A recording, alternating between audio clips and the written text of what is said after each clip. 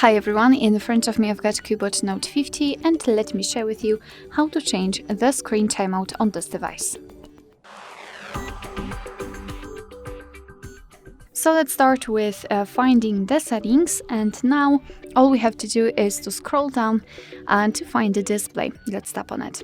And then let's tap on screen timeout, and as you can see here we've got some options from which we can choose. At the top we've got relatively short options like 15 or 30 seconds, and at the bottom the longest option available in this device, which is 30 minutes. So all you have to do is to tap on the option click to use. I will choose maybe 10 minutes. It will be immediately marked, and after getting back you can see that it is notified right here, which means that from now on, after 10 minutes of an activity, this device will black out. Alright, so that will be all. Thank you so much for watching. I hope that this video was helpful, and if it was, please hit the subscribe button and leave the thumbs up.